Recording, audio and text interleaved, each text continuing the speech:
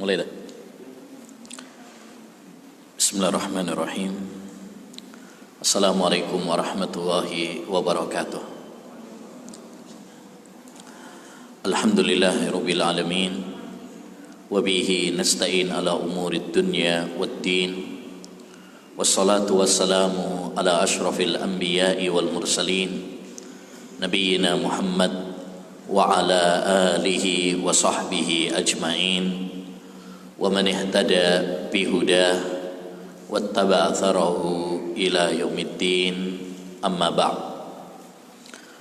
Kaum muslimin wal muslimat, ayyuhal ikhwah wal akhwat yang semoga senantiasa dirahmati dan diberkahi oleh Allah Subhanahu wa taala. Alhamdulillah, kita bersyukur kepada Allah Subhanahu wa taala atas segala limpahan nikmatnya kepada kita semuanya, sehingga kita masih diberi kesempatan untuk ngaji ilmu agama. Ngaji ilmu agama sangat penting sekali, terutama di zaman kita, terutama lagi di saat-saat ini, zaman yang penuh dengan fitnah. Maka menuntut ilmu sangat ditekankan agar kita bisa membedakan mana yang benar dan mana yang salah. Karena tidak ada keselamatan dari berbagai macam fitnah kecuali dengan cahaya ilmu agama. Kalau kita tidak memiliki ilmu agama, maka kita akan terjerumus dalam sikap-sikap yang keliru, yang menyeleweng dari bimbingan Al-Quran dan Sunnah Nabi Sallallahu Alaihi Wasallam. Namun apabila kita ngaji ilmu agama, kita akan mengerti bagaimana sikap yang sesungguhnya ketika fitnah melanda. Islam sudah memberikan petunjuk. Islam sudah memberikan kepada kita panduan, rambu-rambu bagaimana semestinya kita bersikap tatkala fitnah melanda. Di antaranya pertama yaitu hendaknya bagi kita menyibukkan diri dengan ibadah kepada Allah Subhanahu wa taala. Al-ibadatu fil haraj kahijratin ilayya. Ibadah di saat-saat fitnah itu ibaratkan hijrah kepadaku. Jadi wajib bagi kita untuk semakin mendekatkan diri kita kepada Allah Subhanahu wa taala di saat-saat fitnah. Yang kedua, kita tingkatkan semangat kita untuk ngaji ilmu agama. Karena ilmu agama adalah cahaya. Yang dengan cahaya tersebut kita bisa membedakan mana yang hak dan mana yang batil. Yang ketiga, hendaknya bagi kita untuk tidak tergesa-gesa, menahan lisan kita, menahan tangan kita. Nah, biasanya gatel untuk berkomentar, untuk nulis status dan sebagainya, yang terkadang dibalut oleh hawa nafsu, semangat yang tidak terkontrol, sehingga justru malah meruncingkan masalah. Makanya Nabi Sallallahu Alaihi Wasallam menasihatkan kepada kita di saat-saat fitnah, hendaknya bagi kita, kata beliau, amsik alaika lisanak wal yasa'a baitak wabki ala khati'atik. Tahanlah lisanmu, menetaplah di rumahmu, dan tangisilah dosa-dosamu. Kita tidak boleh tergesa-gesa, tidak boleh sembrono, serampangan, sehingga nanti malah menimbulkan madarat yang lebih besar. Kemudian di antara panduan Islam juga adalah hendaknya bagi kita memperkuat doa kita, karena tidak ada yang bisa menyelamatkan kita di saat fitnah melanda kecuali hanya Allah Subhanahu wa taala. Hudzaifah ibnul Yaman, semoga Allah meridhoinya, pernah mengatakan, ya'ti alaikum zamanun la yanju al-abdu fih illa man da'a kadu'ail gharib. Akan datang kepada kalian suatu zaman yang penuh dengan fitnah. Tidak ada yang selamat ya di zaman tersebut kecuali orang yang berdoa kepada Allah Subhanahu wa taala seperti doanya orang yang tenggelam. Ya, kalau ada orang tenggelam, kelelep, piye doanya? Serius. Dia akan merengek memohon kepada Allah Subhanahu wa taala. Ya, maka hendaknya bagi kita untuk meningkatkan doa kita dengan penuh menghadirkan hati, dengan penuh ya keseriusan memohon kepada Allah Subhanahu wa taala agar Allah menyelamatkan kita dari segala macam dan bentuk fitnah yang ada. Ikhwani wa akhwati fillah rahimani wa rahimakumullah. Pada kesempatan yang berbarokah ini insyaallah taala kita akan membahas salah satu tema yang penting yang sering sekali terjadi pada zaman kita sekarang yang penuh dengan fitnah, yaitu ya masalah demonstrasi. Ya, nah, sejak lengsernya presiden yang kedua, nah ini banyak sekali demonstrasi. Ya, macam-macam demonstrasinya. BBM naik, demo. Ya, kalau tokoh panutannya, pilihannya kalah, demo. Gaji tak kunjung naik, demo. Ya, dan banyak demo-demo digelar di mana-mana. Padahal kita amati bersama, walaupun demonstrasi telah digelar di mana-mana, hasilnya ya nggak ada manfaatnya. Bahkan kerusakannya jauh lebih banyak, lebih besar daripada manfaatnya. Dan inilah zaman fitnah. Ya, pembahasan tentang demonstrasi ini sangat penting. Satu, ada beberapa hal yang menunjukkan pentingnya pembahasan ini. Satu, untuk menunaikan kewajiban menyebarkan ilmu. Jadi para ulama telah menulis ya penjelasan tentang masalah ini. Tujuannya adalah satu, menunaikan kewajiban menyebarkan ilmu. Karena Allah Subhanahu wa taala mewajibkan bagi orang-orang yang memiliki ilmu untuk menjelaskan kepada manusia. Jangan menutup-nutupi, jangan menyembunyikan ilmu. Allah Subhanahu wa taala berfirman, "Wa idz akhadha Allahu mitsaqal ladzina utul kitab latubayyinunnahu lin-nas wa la taktumunah." Dan ingatlah ketika Allah mengambil janji dari orang-orang yang telah diberi kitab, hendaknya kamu menjelaskan kepada manusia, jangan kamu sembunyikan. Maka orang yang memiliki ilmu ya wajib untuk menjelaskan kepada manusia. Haram bagi dia untuk menyembunyikan, menutup-nutupi. Sekarang banyak orang yang diberi oleh Allah Subhanahu wa taala ilmu tetapi tidak menyampaikan ilmu kebenaran kepada manusia.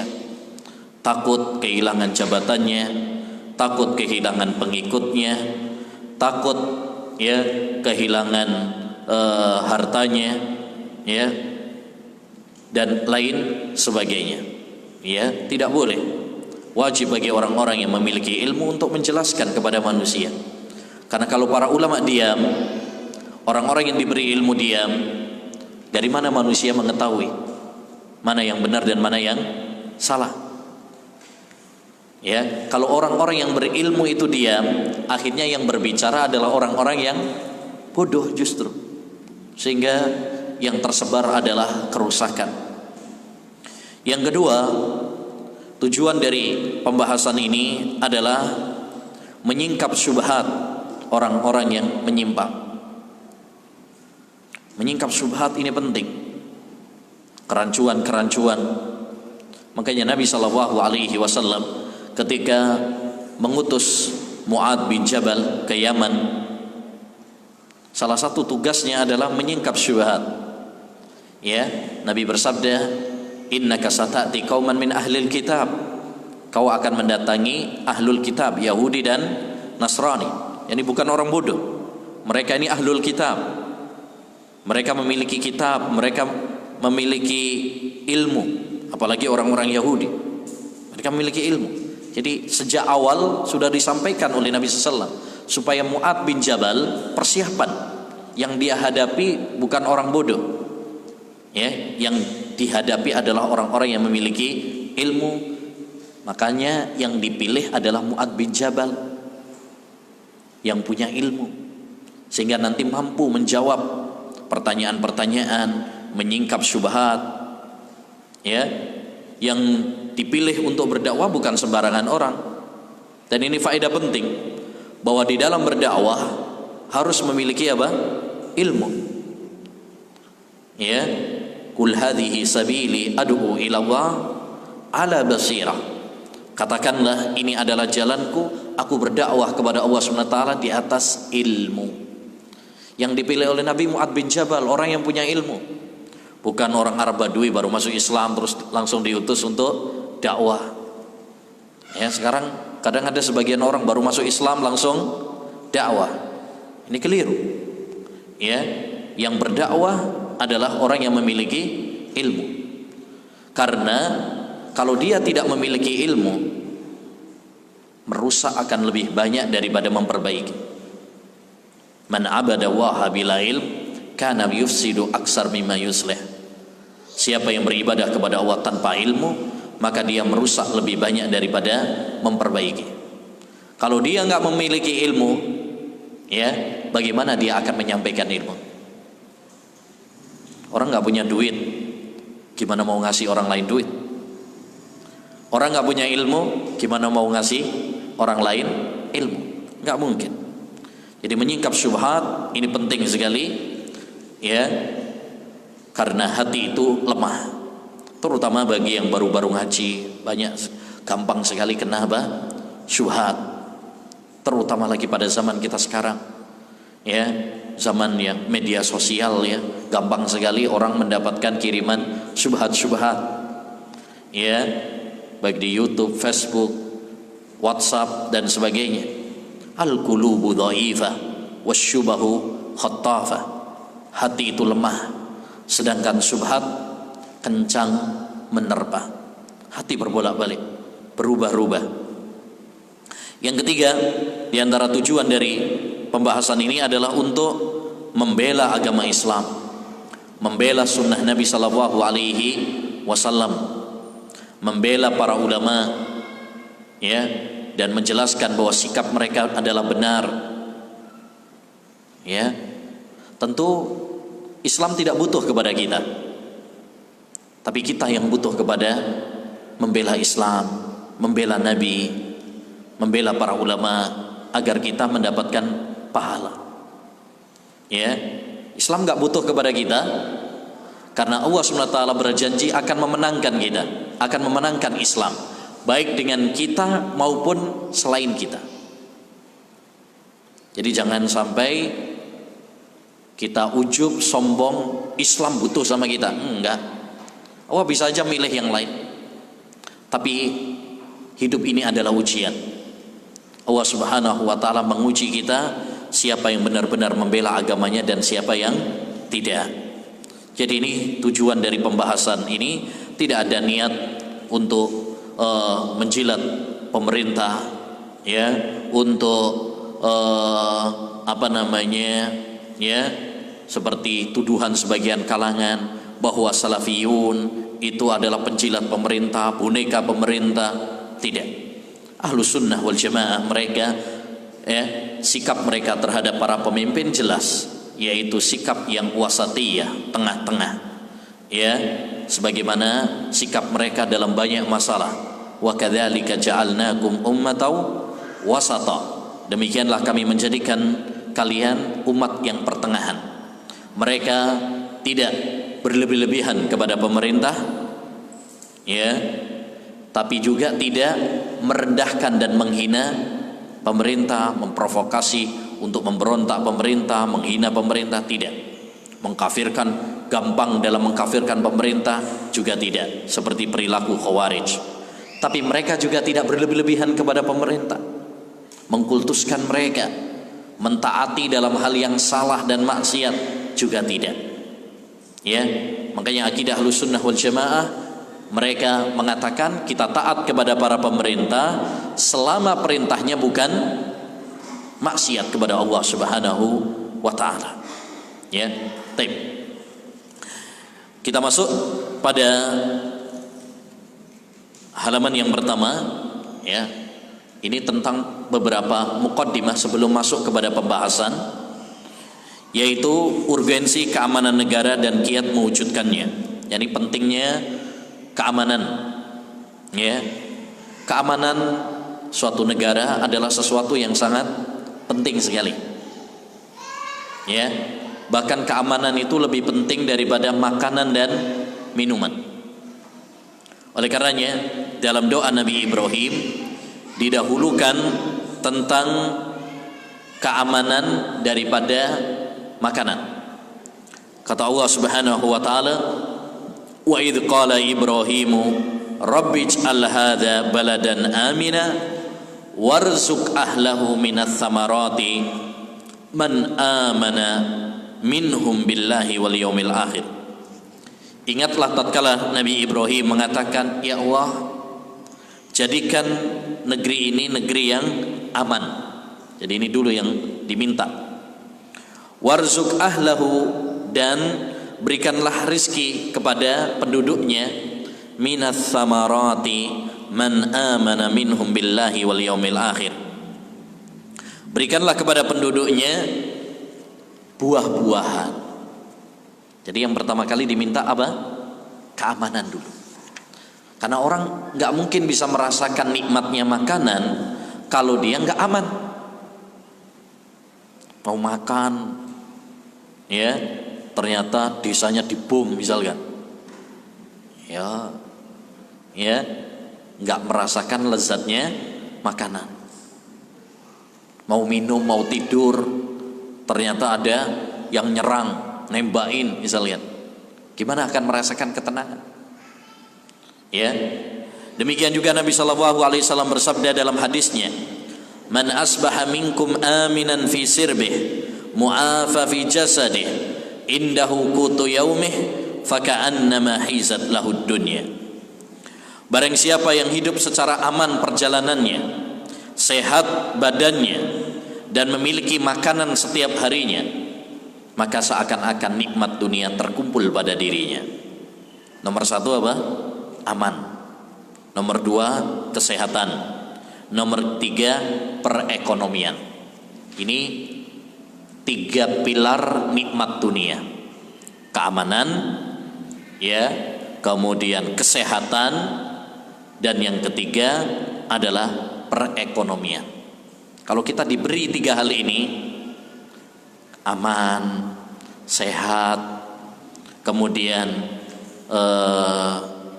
ekonomi, ya, kita bisa makan, maka ini nikmat-nikmat dunia terkumpul pada diri kita, yang harus kita syukuri, yang harus kita jaga, harus kita rawat. Taib. Namun ma'asyiral muslimin rahimani wa rahimakumullah, bagaimana caranya mewujudkan keamanan? Tentu kita semuanya pengen negeri kita aman, ya, desa kita aman, rumah kita aman. Bagaimana caranya? Ini penting karena banyak yang pengen negerinya aman tapi nggak tahu cara mewujudkannya. Ya, bahkan negara-negara yang canggih, ya, teknologinya, yang kuat tentaranya, ternyata juga nggak aman. Banyak perampokan, banyak pemerkosaan, ya, nggak aman. Banyak pembunuhan, ya di Amerika, ya di Rusia, ya yang lain yang katanya apa? Yang katanya modern, teknologinya canggih, tentaranya kuat, tapi ternyata banyak sekali ya ketidakamanan.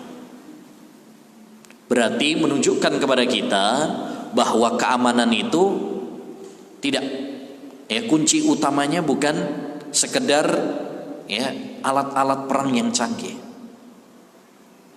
Ya, ada beberapa faktor untuk menggapai keamanan. Satu adalah mentauhidkan Allah Subhanahu wa taala dan tidak menyekutukan Allah Subhanahu wa taala.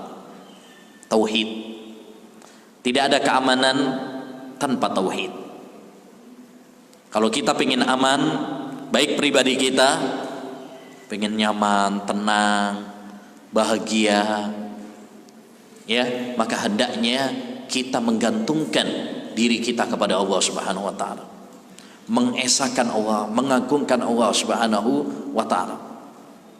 Maka hidup kita pasti akan tenang. Allah berfirman dalam surat Al-An'am ayat 82, alladzina amanu wa lam yalbisu imanahum bidzulmin ulaika lahumul amnu wa hum muhtadun. Orang-orang yang beriman dan tidak menodai keimanan mereka dengan kezaliman. Yang dimaksud dengan kezaliman di sini artinya syirik. Karena syirik itu adalah kezaliman yang paling besar. Inna syirka ladzulmun adzim. Sesungguhnya syirik itu adalah kezaliman yang paling besar. Ulaika lahumul amnu wa hum muhtadun. Bagi mereka adalah bagi mereka keamanan. Jadi orang-orang yang mentauhidkan Allah, beriman kepada Allah dan tidak menyekutukan Allah Subhanahu wa taala, maka mereka akan mendapatkan keamanan.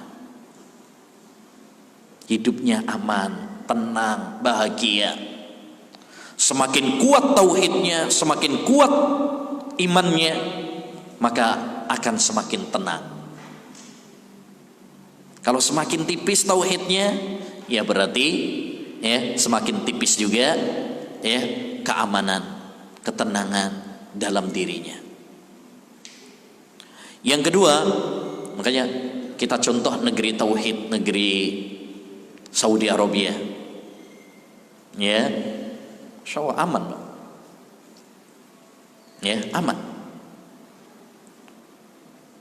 Sana mobil itu nggak ada yang kayak punya kita itu parkiran khusus gitu dimasukkan, ya. Semuanya di luar nih. Semuanya di luar. Nggak ada yang ngambil. Ya, nggak ada yang ngambil. Aman. Baik. Yang kedua adalah dengan menegakkan hukum Islam bagi orang-orang yang melanggar. Ini menegakkan hudud, hukum-hukum Allah Subhanahu wa taala. Ini akan membikin aman. Nabi sallallahu alaihi wasallam bersabda, haddun yu'malu bihi fil ard khairun li ahli al-ardi min an yumtaru arba'ina sabaha. Hukum yang ditegakkan di muka bumi, ya, itu lebih baik dari diberi hujan selama 40 hari. Ini hukum yang ditegakkan, ya, hukum kisos, hukum potong tangan, hukum rajam, itu kalau ditegakkan aman, ya, ya. Kita contohkan juga seperti di Saudi, ya, ditegakkan hukum itu aman. Saya 4 tahun di Saudi, ya, baru menyaksikan ada hukum kisos itu cuma sekali,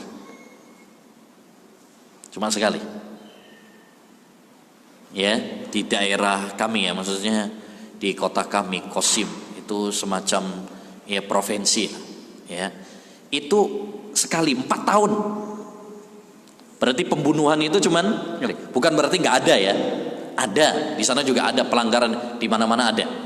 Tapi 4 tahun cuman sekali, itu luar biasa sedikitnya. Coba kalau di Indonesia tiap hari ada beritanya, Ya, pembunuhan apalagi. Ya, pembunuhan apalagi. Bahkan yang paling parah di Indonesia ini kadang pembunuhannya ngeri.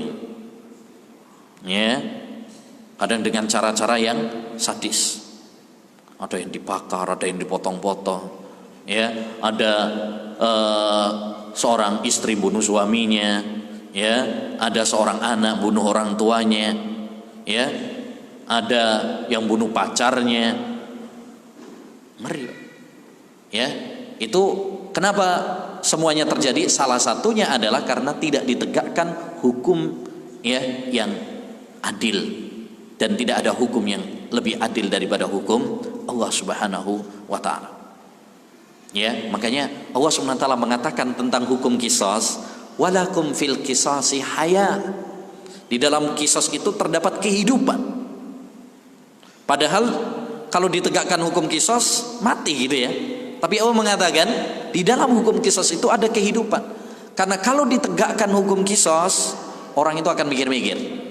Mau bunuh, waduh nanti saya dihukum mati. Mikir, Pak. Karena orang itu paling sayang sama nyawanya. Ya. Taib. Yang ketiga adalah dengan menegakkan amar ma'ruf nahi mungkar. Karena ya, kerusakan-kerusakan yang terjadi itu karena kebodohan, karena kelalaian, ya, karena kemaksiatan. Maka ini harus diobati dengan ilmu, dengan dakwah, ya, dengan dakwah. Yang keempat adalah dengan mensyukuri nikmat Allah Subhanahu wa taala. Kalau kita ingin negeri kita aman, maka hendaknya ya penduduknya bersyukur kepada Allah Subhanahu wa taala. Syukur dalam arti yang sesungguhnya, bukan cuma sekedar mengatakan alhamdulillah saja, tapi syukur dengan tiga maknanya: syukur dengan hati, syukur dengan lisan, dan syukur dengan anggota badan. Syukur itu ada tiga. Syukur dengan hati, yaitu mengakui bahwa semua nikmat datangnya dari Allah Subhanahu wa taala semata. Yang kedua, syukur dengan ya lisan, yaitu ya memuji Allah Subhanahu wa taala atas nikmat-nikmatnya. Dan yang ketiga, syukur dengan anggota badan, yaitu ya dengan menggunakan nikmat Allah Subhanahu wa taala tersebut untuk mendekatkan diri kepada Allah Subhanahu wa taala. Itu baru syukur namanya. Allah Subhanahu wa taala menceritakan dalam surat An-Nahl ayat 112 tentang suatu desa atau suatu negeri, kota yang diberi nikmat oleh Allah Subhanahu wa taala, kemudian dia kufur, tidak bersyukur kepada Allah Subhanahu wa taala. Ya, wa daraba Allahu masalan qaryatan kanat aminatan mutmainnah ya'tiha rizquha ragadan min kulli makan fakafarat bi an'umillah fa'adzaqaha Allahu libasal ju'i wal khaufi bima kanu yasnaun.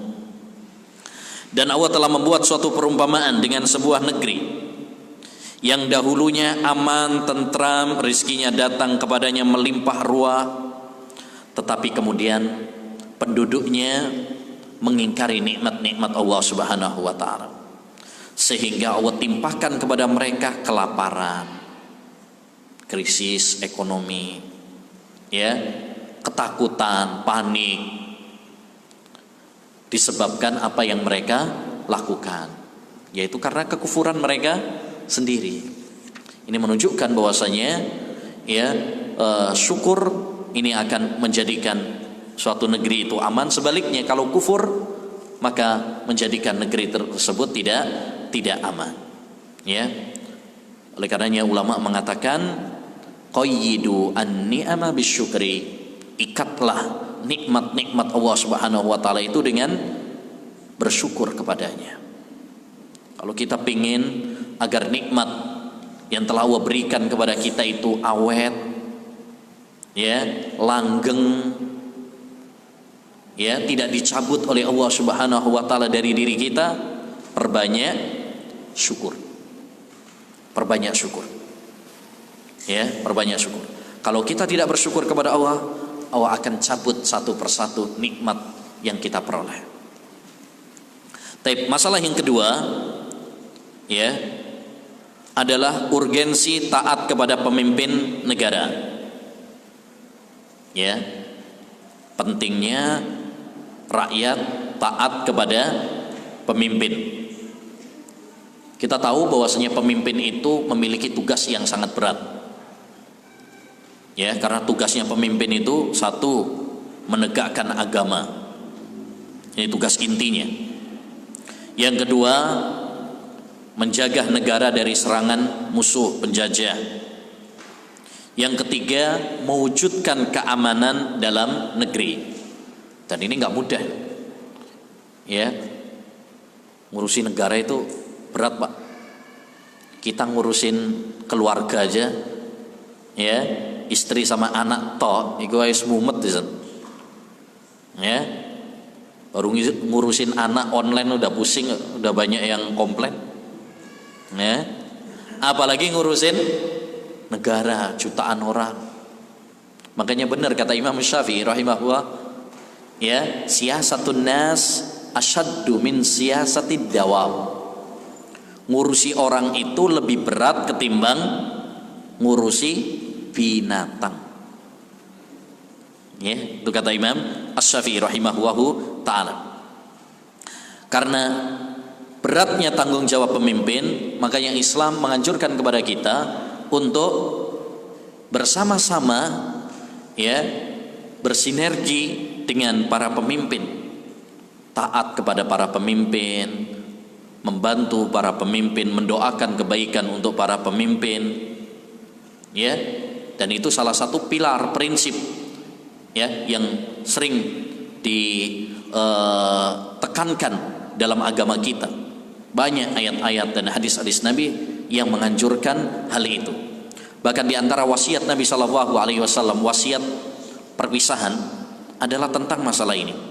Usikum bitaqwallah was-sam'i wat-ta'ah wa in ta'ammara 'alaikum 'abdun. Aku wasiatkan kepada kalian untuk bertakwa kepada Allah Subhanahu wa taala serta mendengar dan taat kepada para pemimpin walaupun pemimpinnya budak. Padahal budak itu nggak boleh jadi pemimpin dengan kesepakatan para ulama. Walaupun dia nggak boleh, tapi kemudian jadi pemimpin, wajib bagi kita untuk, ya, taat kepadanya. Demi apa? Terwujudnya keamanan suatu negara. Ini tujuan pokok. Kenapa sih Islam menganjurkan kepada kita, ya, taat kepada para pemimpin, nggak boleh memberontak para pemimpin, memprovokasi untuk benci kepada para pemimpin itu nggak boleh. Kita dianjurkan untuk mendoakan kebaikan untuk para pemimpin, dan itu adalah akidah Ahlussunnah wal Jamaah. Kenapa demikian? Untuk menjaga keamanan. Karena kalau sudah memberontak, kalau sudah benci kepada para pemimpin, memprovokasi rakyat, kudeta kepada para pemimpin, yang terjadi kekacauan. Kalau sudah terjadi kekacauan, kita nggak bisa ibadah dengan tenang. Padahal kita diciptakan oleh Allah Subhanahu wa taala di dunia ini, tujuan intinya adalah ibadah. Ya, dan ibadah tidak terwujudkan, ya, kalau negaranya nggak aman. Alhamdulillah, ya, masih bisa beribadah kepada Allah Subhanahu wa taala, ya, dengan tenang, nyaman. Ini harus kita syukuri. Jangan sampai kemudian nanti terjadi kekacauan, ya, kita malah nggak bisa beribadah dengan tenang. Ya, taib. Kemudian masalah yang ketiga, demokrasi versus hukum Islam. Banyak orang mengira bahwasanya demokrasi itu sah-sah saja. Bahkan sampai ada istilah demokrasi Islami. Saiki iku kabeh-kabeh diembeli Islam.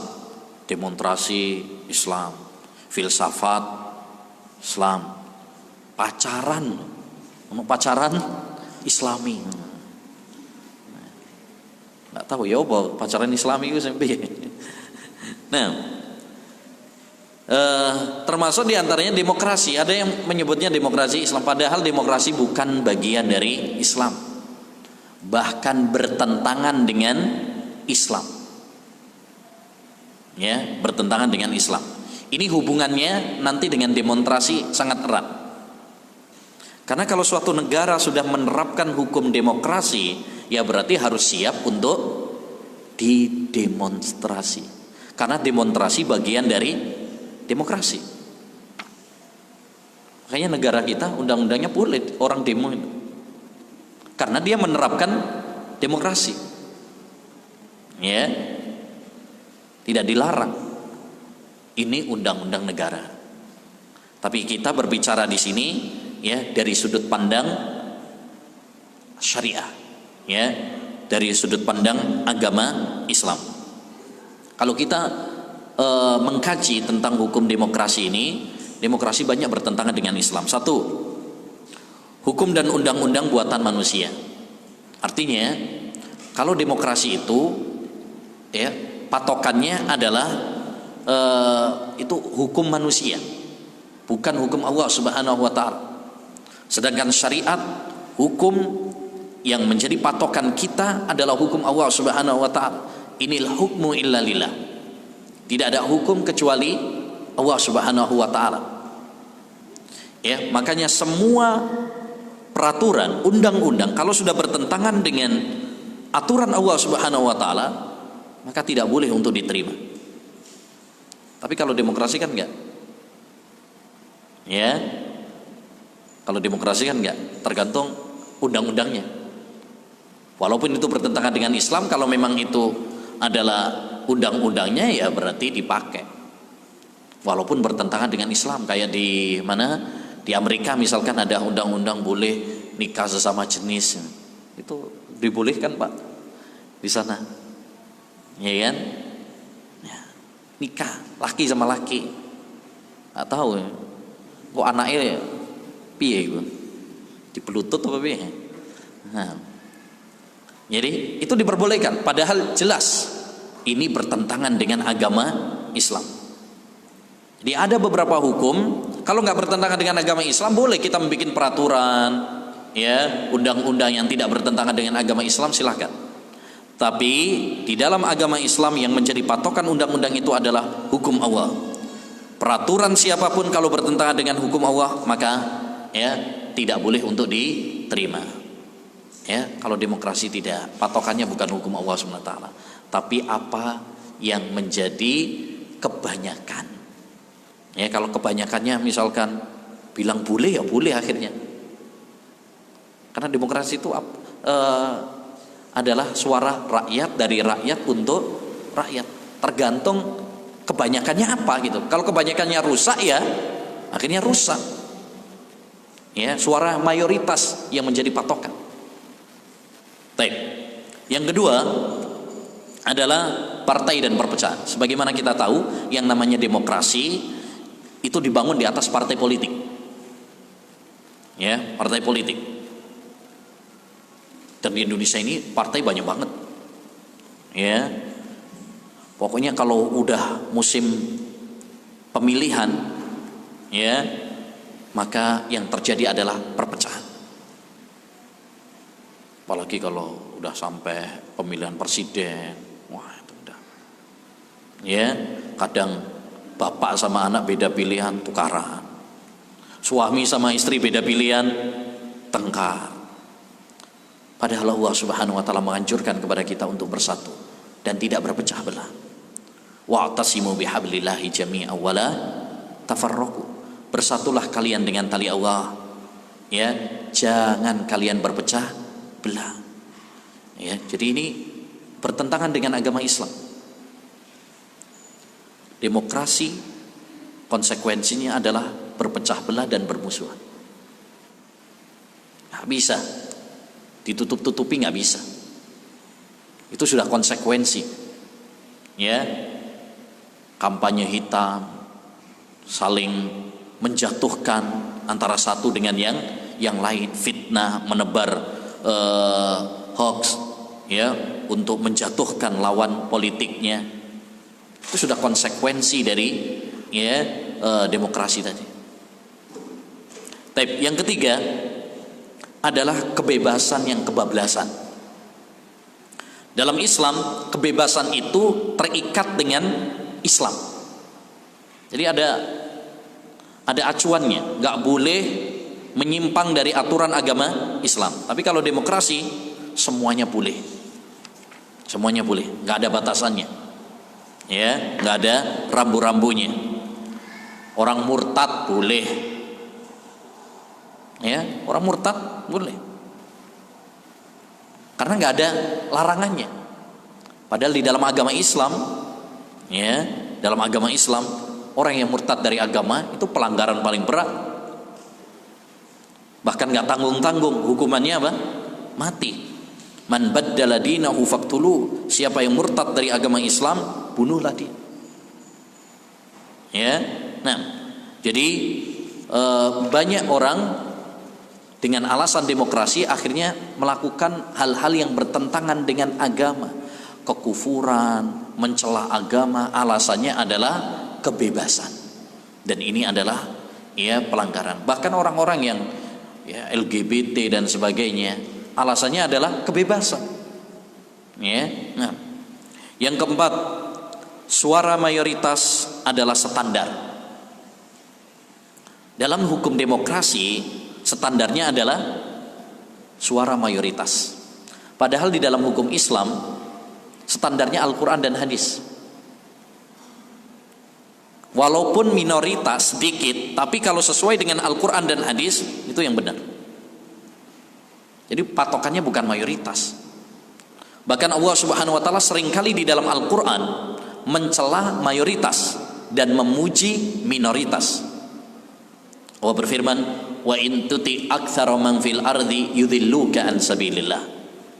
Kalau kamu mengikuti kebanyakan orang, mereka akan menyesatkan kamu dari jalan Allah Subhanahu wa ta'ala. Jadi patokannya bukan mayoritas. Ya, Nabi pernah menceritakan bahwa ada seorang nabi pengikutnya cuman ya 3, ada yang pengikutnya cuma 2, ada pengikutnya 1, bahkan ada nabi nggak punya pengikut sama sekali. Ya, menunjukkan kepada kita bahwa patokan kebenaran bukan jumlah. Ya, patokan kebenaran itu adalah wahyu Allah Subhanahu wa ta'ala. Siapa yang mencocoki Al-Quran dan Sunnah, ya, itulah kebenaran. Al-jama'atu ma wafaqal haq wa in kunta wahda. Kata sahabat Abdullah bin Mas'ud, al-jama'ah itu adalah kalau kamu mencocoki kebenaran walaupun hanya seorang. Yang kelima, persamaan derajat antara pria dan wanita. Kalau dalam hukum demokrasi, ya, laki perempuan sama. Bahkan yang paling parah, sing waras sama sing gak waras sama, suaranya sama. Profesor, doktor sama orang yang di rumah sakit jiwa, suaranya apa? Sama. Karena demokrasi, suaranya sama. Padahal di dalam agama Islam beda. Orang berilmu sama yang gak berilmu beda. Kita kalau dalam urusan gaji disamakan nggak mau gitu kan? Wah, orang profesor, doktor disamakan sama yang nggak berpendidikan nggak mau. Ya, tapi dalam urusan pemilihan demokrasi, ya akhirnya disamakan. Mau nggak mau harus mau. Padahal Allah berfirman, hal yastawil ladzina ya'lamuna wal ladzina la ya'lamun. Apakah sama orang yang berilmu dengan yang tidak berilmu? Artinya nggak sama. Allah juga berfirman, walaysad dzakaru kal unsa. Ya, laki-laki itu tidak sama seperti wanita. Artinya beda. Enggak sama antara laki-laki dengan wanita. Jadi demikian juga tidak sama antara orang kafir dengan muslim. Beda. Tapi dalam demokrasi sama, semuanya sama. Ya, ini menunjukkan dari sini dapat kita ketahui bahwasanya demokrasi itu bertentangan dengan Islam. Salah kalau ada yang mengatakan demokrasi Islami ya, atau demokrasi itu adalah bagian dari agama Islam, ini salah besar.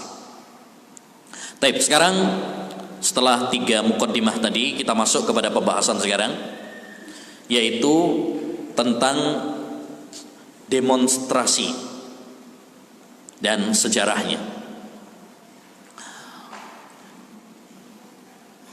Dalam Kamus Indonesia, demonstrasi itu diartikan, didefinisikan sebagai pengungkapan kemauan secara beramai-ramai, baik setuju atau tidak setuju akan sesuatu, sambil berarak-arakan dengan membawa spanduk, ya, poster dan lain sebagainya, yang berisikan tulisan yang menggambarkan tujuan demonstrasi tersebut. Ini definisinya. Sebenarnya nggak perlu didefinisikan, harus jelas sebenarnya. Ya, walaysa yasikhu fil adhani syai'un idza ihtajan naharu ila dalili. Nggak masuk akal kalau siang-siang masih butuh lampu. Artinya demonstrasi itu nggak perlu didefinisikan, sudah jelas. Justru kalau didefinisikan malah ngari bingung. Ya, pengungkapan kemauan secara beramai-ramai, baik setuju atau tidak setuju, sambil berarak-arakan dengan membawa spanduk, poster, panji dan sebagainya yang berisikan tulisan yang menggambarkan tujuan demonstrasi tersebut. Ya, pahamlah kita demonstrasi itu bagaimana? Karena hampir tiap hari ada demonstrasi di mana-mana.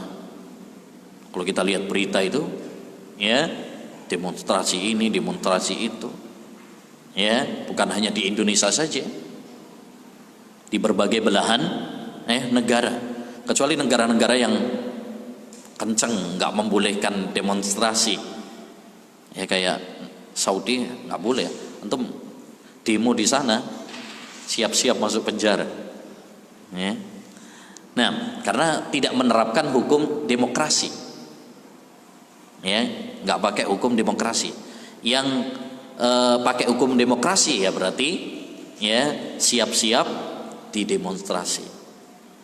Tapi kalau kita lihat sejarahnya,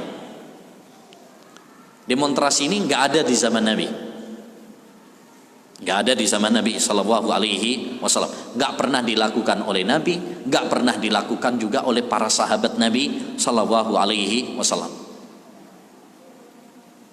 Nggak ada ya ceritanya dalam hadis dulu Nabi, ya, demo ke rumahnya Abu Lahab, Abu Jahal, ya, bawa poster, bawa spanduk, itu nggak ada ceritanya.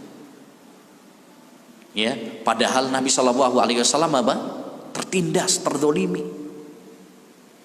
Kita tahu beliau melihat bahkan beberapa sahabat yang disiksa, Bilal dipanaskan, diterik, ya, di padang pasir, diterik matahari di siang bolong, panas tuh. Sumayyah yang ditusuk oleh Abu Jahal tembus ke farjinya, ya. Yasir yang dibunuh, Khabbab ibn al-Arad yang disetrika punggungnya. Itu Nabi SAW tahu, tapi nggak bisa berbuat apa-apa karena masih kondisi lemah saat itu, ya.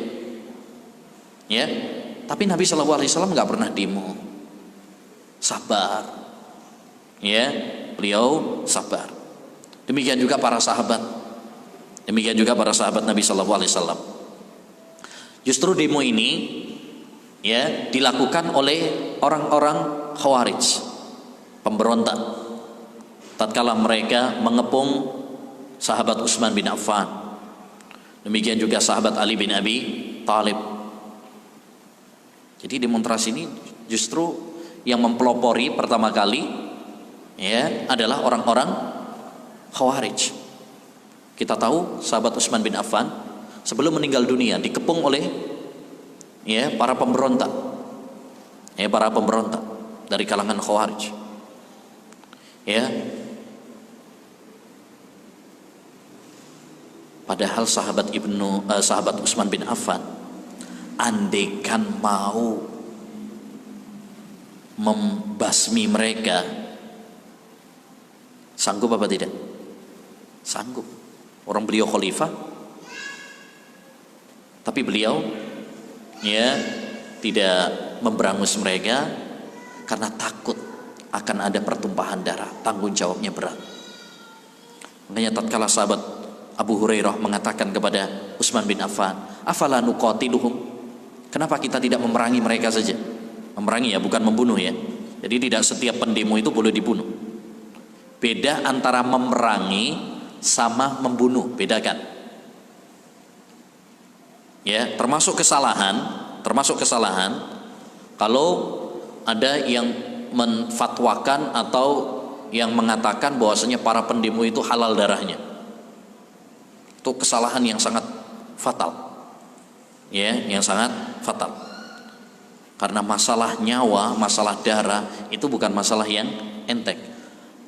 Anggaplah yang mendemo itu khawarij misalkan, itu belum tentu dihalalkan darahnya. Diperangi itu beda dengan dibunuh. Diperangi itu bagaimana memaksa mereka untuk tunduk kepada agama. Kalau mereka mau bertobat kepada Allah SWT, berarti nggak dibunuh. Itu namanya diperangi. Nggak mesti kemudian dibunuh. Ya, beda antara muqatalah dengan qatl. Itu kalau yang belajar bahasa Arab paham. Kalau qatalah itu memerangi. Kalau membunuh itu qatalah. Nggak panjang qafnya. Ya, dan itu beda. Taib. Tatkala sahabat Abu Hurairah mengatakan seperti itu, kenapa kita tidak memerangi mereka wahai Utsman bin Affan? Utsman mengatakan, kalau kamu membunuh satu nyawa saja dari mereka, maka kamu seakan-akan membunuh semua nyawa manusia. Man qatala nafsan bighairi nafsin aw fasadin fil ard faka'annama qatala an-nasa jami'a wa man ahyaha faka'annama ahyan nasa jami'a. Ucapan Utsman bin Affan itu diambil dari ayat. Siapa yang membunuh secara sengaja itu seakan-akan membunuh semua manusia. Karena kehormatan nyawa itu urusan yang sangat berat.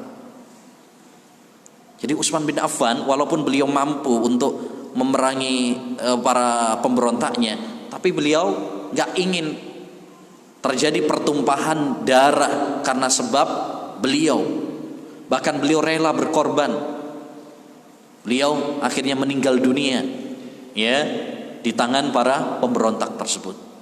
Mendingan jadi orang yang dibunuh daripada yang membunuh atau memerintahkan pembunuhan.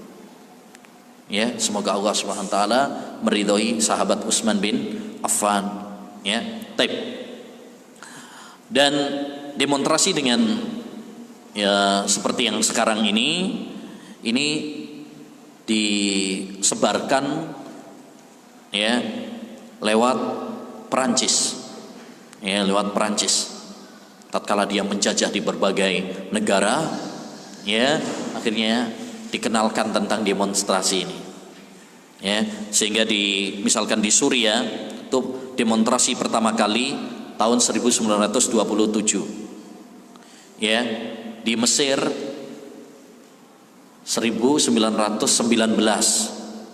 Ya, Masehi. Itu sudah mulai banyak sekali apa? Ya, demonstrasi.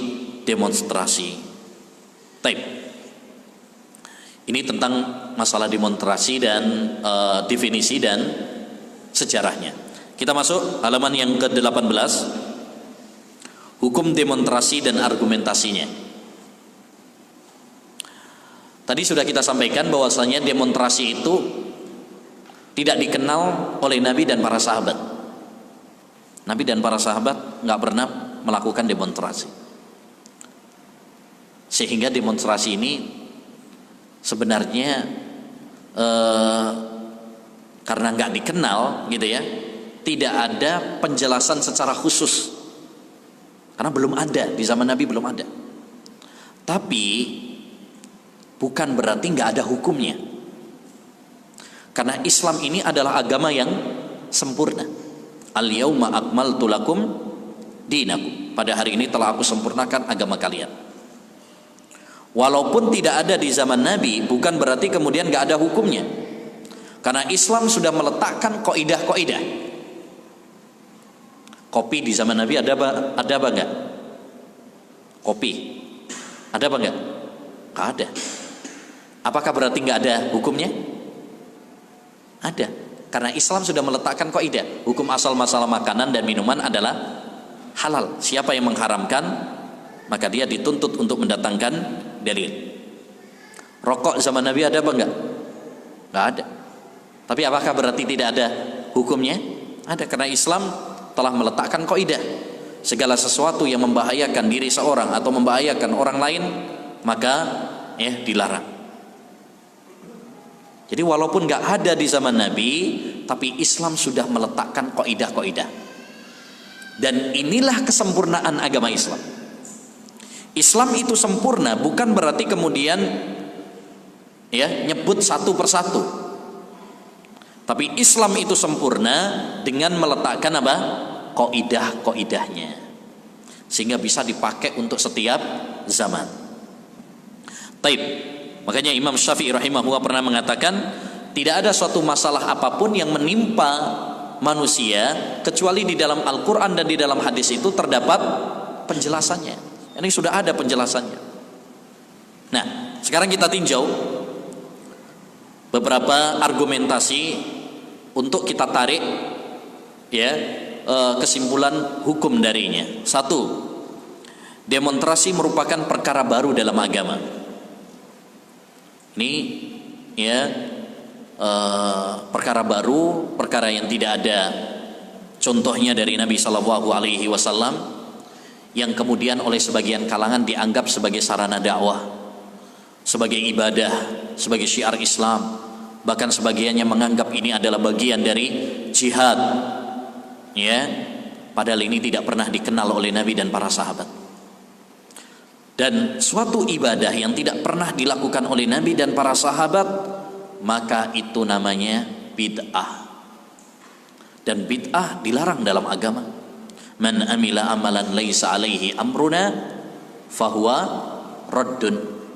Siapa yang melakukan suatu amalan yang tidak ada contohnya dari kami, maka amalan tersebut apa? Tertolak. Segala sesuatu yang faktor pendorongnya ada di zaman Nabi, tapi Nabi tidak melakukannya, maka itu berarti perbuatan bid'ah. Faktor pendorongnya di zaman Nabi untuk melakukan demonstrasi ada, yaitu kezaliman. Demonstrasi orang itu demo itu kenapa? Karena ada kezaliman, tidak ditegakkannya hukum, hak yang belum ditunaikan, kan itu. Dan itu sudah ada di zaman Nabi, sudah ada banyak sahabat-sahabat Nabi yang dibunuh, disiksa, tapi Nabi nggak mempraktekannya, karena itu bukan sarana membela agama, bukan sarana dakwah, bukan ibadah kepada Allah Subhanahu wa Ta'ala. Bahkan melakukannya itu termasuk perbuatan bid'ah, karena faktor untuk melakukannya sudah ada di zaman Nabi, tapi Nabi nggak melakukannya. Berbeda dengan mikrofon misalkan. Mikrofon, faktor pendorongnya di zaman Nabi belum ada, karena mikrofon belum muncul di zaman Nabi Shallallahu Alaihi Wasallam. Ini harus kita fahami. Ini kaidah penting. Segala sesuatu yang faktor pendorongnya sudah ada di zaman Nabi, tapi Nabi nggak melakukannya, maka itu namanya bid'ah. Tapi kalau faktor pendorongnya belum ada di zaman Nabi, maka itu bukan termasuk apa? Bid'ah. Taib. Yang kedua, demonstrasi termasuk tasabbuh dengan orang-orang kafir. Kita tahu bahwasanya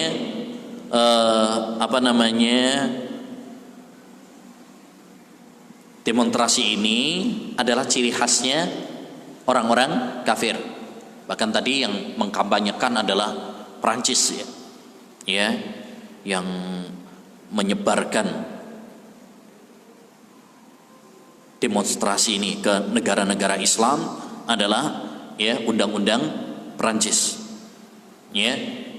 dan Nabi Shallallahu Alaihi Wasallam atau Islam melarang kita untuk mengikuti langkah-langkahnya orang-orang kafir atau meniru gaya mereka. Kata Nabi alaihi salatu wassalam, man tashabbaha biqaumin fahuwa minhum. Siapa yang menyerupai suatu kaum, maka berarti dia termasuk golongan mereka. Ini penting nih, kita sebagai orang Islam harus punya prinsip untuk berpegang teguh dengan agama Islam. Kita harus bangga dengan agama Islam, dengan prinsip-prinsip agama kita. Jangan malah kemudian latah mengikuti ya produk-produk orang-orang kafir. Demonstrasi ini bukan dari Islam, ini dari orang-orang kafir.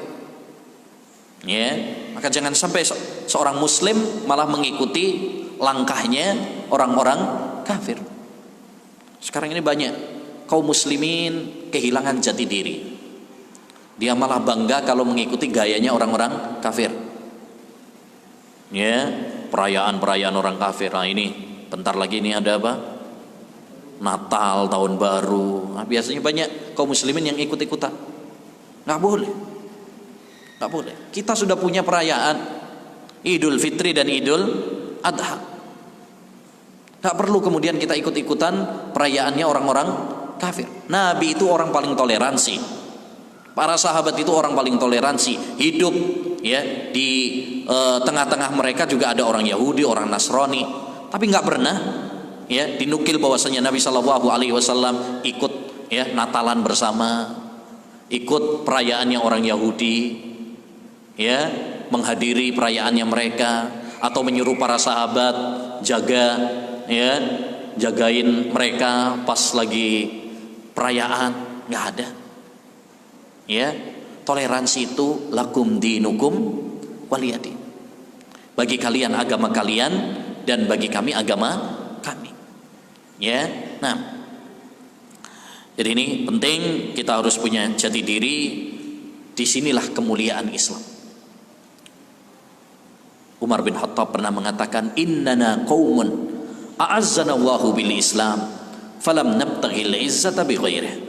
Kita adalah suatu kaum yang dimuliakan oleh Allah dengan Islam. Kita tidak akan mulia tanpa Islam. Kalau kita ingin mulia, jaya, ya, berwibawa di mata orang-orang kafir, maka hendaknya bagi kita untuk berpegang teguh dengan prinsip-prinsip agama Islam. Ya, adapun kalau kita malah ikut-ikutan dengan gaya mereka, ya, ini malah merendahkan dan menghinakan kaum muslimin. Ikhwan, orang-orang kafir sendiri itu ngambil banyak kebaikan-kebaikan dari Islam. Lantas kenapa kita malah mengikuti mereka? Mereka itu banyak ngambil dari ajaran agama Islam ini yang baik-baik, diambil sama mereka. Khitan, aslinya nggak ada khitan di mereka itu. Tapi tatkala tahu bahwasanya khitan ini manfaatnya baik, akhirnya sekarang banyak orang Nasrani pun khitan. Ya, banyak orang kafir pun sekarang bekam karena tahu itu manfaatnya banyak. Ya, manfaatnya banyak. Jadi mereka ngambil kebaikan-kebaikan dari Islam. Lantas kenapa kita kemudian malah tidak bangga dengan prinsip agama kita sendiri? Nah ini. Yang ketiga, kerusakan yang ditimbulkan demonstrasi lebih banyak. Ya, Imam Ibnul Qayyim pernah mengatakan suatu kaidah penting. Makanya ditebelin di situ ya. Ini karena penting ini ucapannya Imam Ibnul Qayyim ini. Kata beliau, apabila seorang merasa kesulitan tentang hukum suatu masalah, apakah boleh ataukah haram, maka hendaknya dia melihat kepada mafsadah, kerusakan dan hasil yang ditimbulkan olehnya. Apabila ternyata sesuatu tersebut mengandung kerusakan yang lebih besar, maka sangat mustahil bila syariat Islam memerintahkan atau memperbolehkannya. Bahkan keharamannya merupakan sesuatu yang pasti. Lebih-lebih apabila hal tersebut menjurus kepada kemurkaan Allah dan Rasulnya. Artinya kalau kita bingung, ini boleh apa enggak, kata beliau, lihat aja dampaknya lebih banyak dampak positif ataukah lebih banyak dampak negatifnya. Kalau lebih banyak dampak negatifnya, kerusakannya lebih banyak, maka nggak mungkin Allah membolehkan. Jadi kalau kita ada suatu permasalahan, kita ragu, ini boleh atau tidak, lihat aja dampak negatif. Kalau dampak negatifnya, kerusakannya lebih banyak daripada manfaatnya, berarti pasti Allah Subhanahu wa Ta'ala melarangnya. Karena nggak mungkin yang kerusakannya lebih banyak daripada manfaatnya terus dibolehkan oleh Allah Subhanahu wa Ta'ala, itu nggak mungkin. Khamr itu ada manfaatnya, judi itu ada manfaatnya, tapi kerusakannya lebih banyak. Ya, perhatikan firman Allah dalam surat Al-Baqarah ayat 219. Yas'alunaka 'anil khamri wal maisir. Mereka bertanya kepadamu tentang khamr dan perjudian. Qul fihima itsmun kabir wa manafi'u linnas. Katakanlah, ya, di dalam perjudian dan di dalam khamr itu ada dosa besar dan manfaat bagi manusia. Manafi itu jamak, manfaat. Jadi di dalam khamr dan di dalam perjudian itu banyak manfaatnya. Manafi, manfaat. Bukan cuma satu manfaat loh, manfaat. Apa manfaatnya khamr? Contohnya, ngilangin stres gitu ya. Ya. Menghangatkan badan. Ya, pas adem misalnya, ya udan ada manfaatnya. Judi bebas menang, sugih dadak, ya, manfaat. Ya, tapi kata Allah, wa ismuhuma akbaru min naf'ihima. Kerusakannya lebih banyak, lebih besar daripada manfaatnya. Betul ada manfaatnya, tapi kerusakannya lebih banyak, lebih besar. Makanya khamr dan perjudian dilarang walaupun ada manfaatnya. Ya, demikian juga demonstrasi. Demonstrasi kalau dibilang ada manfaatnya, ya betul ada manfaatnya. Kadang-kadang apalagi pemerintah ini kadang-kadang kalau nggak didesak dengan demonstrasi gitu, nggak gerak-gerak gitu. Ada memang manfaatnya, tapi kerusakannya lebih banyak daripada manfaatnya. Ya, kita lihat aja. Ya, kalau diurut nanti insya Allah akan kita sampaikan kerusakan atau dampak buruk dari demonstrasi ini banyak sekali. Bahkan sampai seringkali terjadi apa? Pada taraf terbunuhnya nyawa. Ada yang terluka, ada yang pokoknya kalau habis demonstrasi banyak yang hilang tuh, nggak tahu kemana. Ya, ada yang mati, ada yang rusak. Kemarin pas di Jakarta itu saya baru membaca beritanya habis demo kerusakan apa itu halte ya, itu sampai ya 4 miliar kerugiannya. Ya, nanti memperbaikinya pakai uang rakyat juga, uang negara juga. Ya, itu kan berarti merugikan diri sendiri.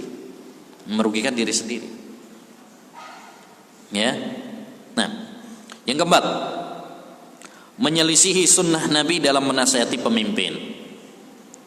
Ya, pemimpin itu entah itu presiden, entah itu menteri, entah itu gubernur, entah itu wali kota, ya, bupati dan sebagainya, manusia biasa.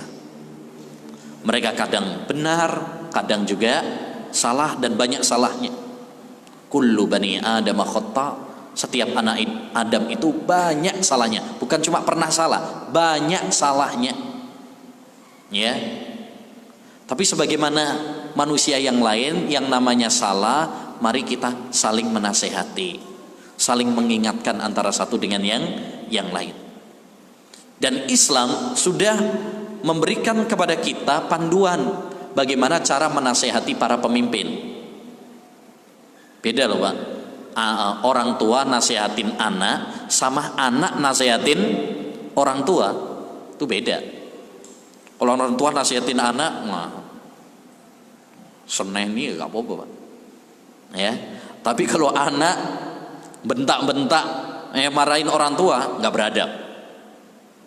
Begitupun ya adab kita kepada para pemimpin. Para pemimpin ini memiliki kekuasaan, ya.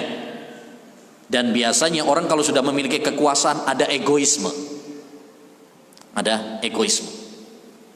sehingga ya kita pun dalam memberikan nasihat harus dengan hati-hati, dengan lemah lembut. Jangan sampai kemudian nanti malah mereka egois, ya, kemudian menolak, ya, bahkan mungkin malah madharatnya lebih besar, ya. Nah, kata Nabi SAW, man arada an yansaha lidhi sultan fala yubdilahu alaniyatan walakin liya'khudha biyadihi fayahluwa bih fa in qabila minhu fadak wa illa kana qad adda alladhi kana alaihi. Siapa yang ingin menasihati para pemimpin, maka jangan menyampaikannya secara terang-terangan. Jadi dalam agama Islam nggak boleh ya mengkritik pemimpin di televisi, di mimbar Jumat, ya, memprovokasi. Itu namanya memprovokasi. Yang namanya nasihatin itu kita di depannya atau lewat surat, nyampe ke orangnya. Itu namanya menasihati. Lah kalau misalkan kita di mimbar Jumat, sing dihadepin itu siapa? Ya, jamaah Jumat, bukan penguasanya, bukan presidennya. Ya, berarti bukan nasihat. Itu namanya bukan nasihat, itu namanya provokasi. Ya. Fa in qabila minhu fadak. Ya, jangan terang-terangan, tetapi hendaknya dia mengambil tangannya, maksudnya menyepi. Ya, bisa bicara dengan empat mata atau lewat surat. Ya. Intinya secara rahasia. Dan hukum asalnya memang nasihat itu secara rahasia. Jangan di keramaian. Karena orang biasanya kalau di keramaian itu justru malah muncul egonya, malah nggak nerima nasihat. Padahal tujuan kita menasihati itu supaya memperbaiki. Fa in qabila minhu fadha, kalau dia menerima alhamdulillah, itulah yang diinginkan. Tapi kalau tidak, maka yang penting dia sudah menyampaikan kewajibannya. Kewajiban kita itu kan menyampaikan. Ya, diterima alhamdulillah, nggak diterima yang penting dia sudah menunaikan. Targetnya nggak muluk-muluk. Ya. Wa ma 'alar rasuli illal balagh. Tidak ada kewajiban bagi Rasul kecuali hanya menyampaikan. Jangan aja target nasihat kita mesti diterima. Maksain ya untuk diterima, jangan. Yang penting nasihat kita sampai. Itu saja. Diterima alhamdulillah, tidak diterima ya, yang penting kita sudah menunaikan kewajiban kita. Taib. Yang kelima, jembatan menuju pemberontakan. Jadi demonstrasi ini merupakan salah satu sarana jembatan yang mengantarkan kepada pemberontakan. Ya, betapa sering awal-awalnya demo kebablasan, akhirnya apa? Menggulingkan, kudeta.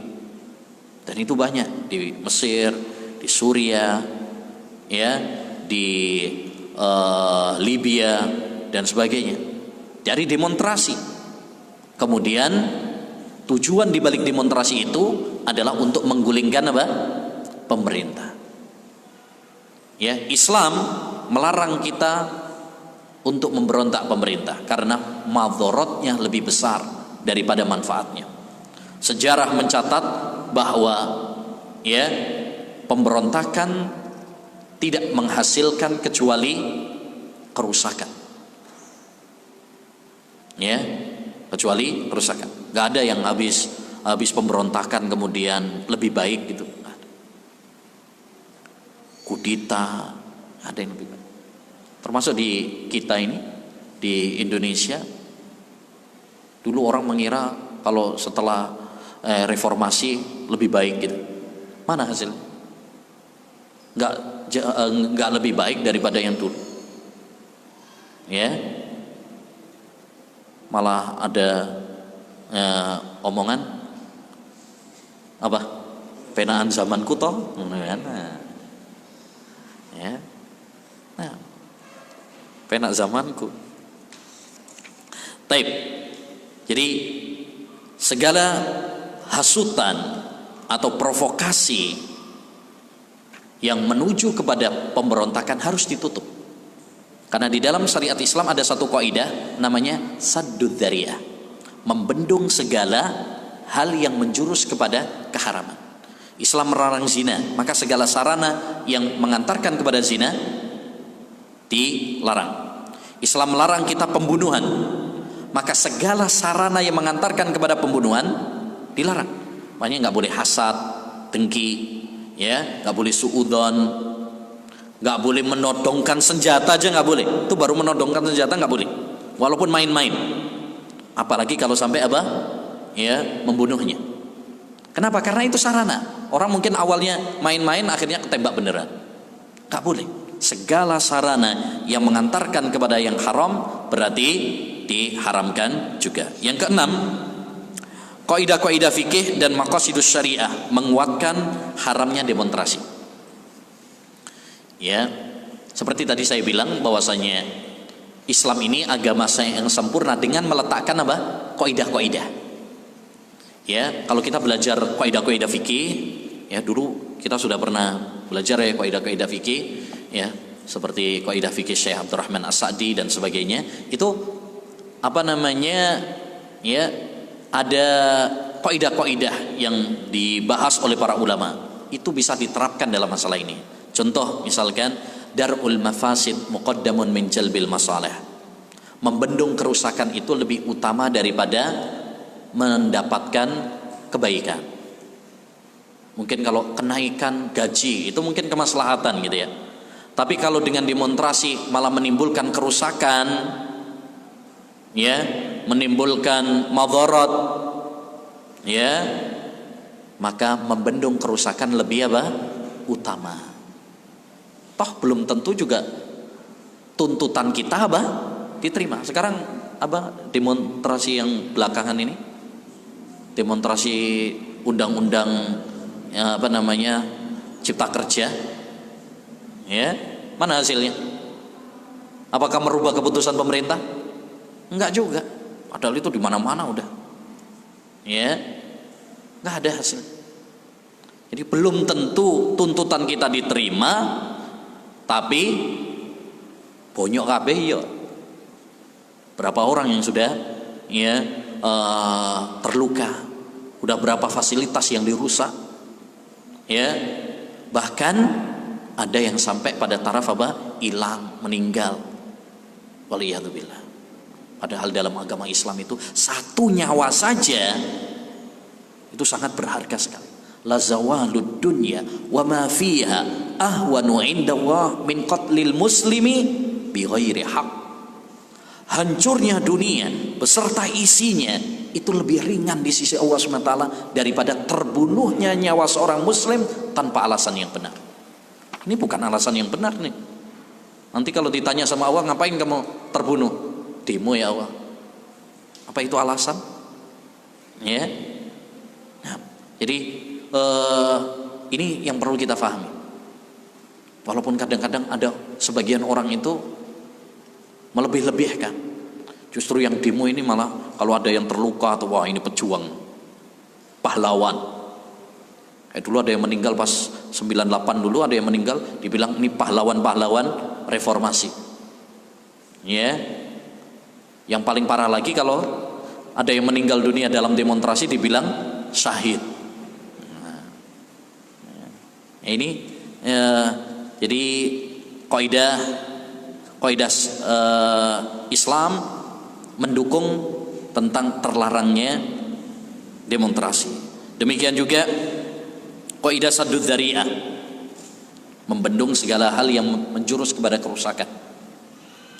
Kaidah la dharara wa la dirar, tidak boleh membahayakan diri sendiri dan membahayakan orang lain. Membahayakan diri sendiri dan membahayakan orang lain enggak boleh. Demikian juga bertentangan dengan maqasidus syariah. Di mana di antara maqasidus syariat, tujuan pokok syariat itu adalah menjaga nyawa, menjaga harta, nggak boleh dirusak, nggak boleh dilukai, ya, dibunuh, ditumpahkan darahnya tanpa alasan yang benar. Baik. Kemudian halaman 31 ini fatwa-fatwa ulama, nanti bisa dibaca sendiri. Jadi para ulama kita, ya, mereka telah menfatwakan tentang haramnya demonstrasi.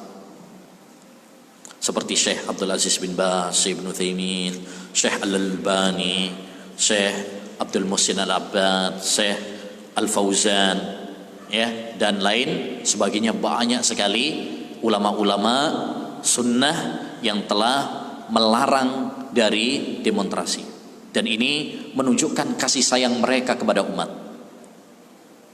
Orang yang melarang dari demonstrasi itu, Pak, berarti dai-dai yang sayang sama umat,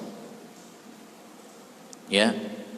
Termasuk diantaranya adalah ustadz-ustadz kita, ustadz-ustadz sunnah.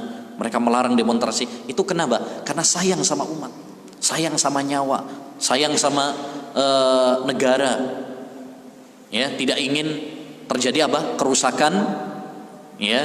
Mereka menginginkan kedamaian, ketenangan, keamanan, ya. Adapun ustadz-ustadz atau dai-dai yang mengajak untuk demo, ini berarti apa? Pada hakikatnya tidak sayang kepada umat, ya, tidak sayang kepada umat, karena resikonya besar, ya, resikonya besar. Selanjutnya halaman 39, dampak negatif demonstrasi. Ya, memikirkan tentang dampak negatif ini penting. Al-Imam Musyatibi mengatakan memikirkan buah suatu perbuatan adalah sangat penting dalam pandangan syariat. Ya, jadi penting kita memikirkan dampak untuk menentukan suatu hukum. Tadi sudah kita sampaikan suatu kaidah.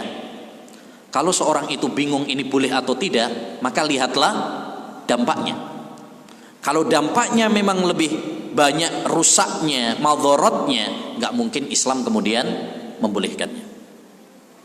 Sekarang mari kita lihat dampak-dampak dari apa? Demonstrasi. Satu, hilangnya keamanan dan ketentraman. Ya, orang kalau terjadi demonstrasi, udah akhirnya apa? Panik, takut, ya, kekacauan terjadi. Padahal membuat panik, takut sesama Muslim nggak boleh. Kata Nabi SAW, la yahillu li muslimin an yurawwi'a akha. Tidak halal bagi seorang muslim untuk membuat panik, takut saudaranya. Makanya ngeprank tuh nggak boleh, Pak. Ya, karena itu apa? Bikin panik, takut saudaranya. Ngerjain, usil sama temannya. Sandalnya disembunyikan, das ngeluisan mumet. Nah, baru apa? Prank misalnya. Enggak boleh. Sekatik nangis, tiba-tiba ngeprank. Itu enggak boleh. Segitunya agama Islam itu. Membuat sedih, membuat takut saudara kita, itu enggak boleh. Nah, orang kalau dalam suasana demonstrasi, akhirnya tempat orang sekitar misalkan juga takut. Ya, bikin panik. Dulu saya masih ingat tahun 98 itu. Ya, ngeri itu penjarahan dan sebagainya. Akhirnya bikin takut orang. Yang punya toko takut dijarah, gitu kan? Yang di jalan takut, ya, dan sebagainya. Yang kedua, menghilangkan wibawa pemimpin.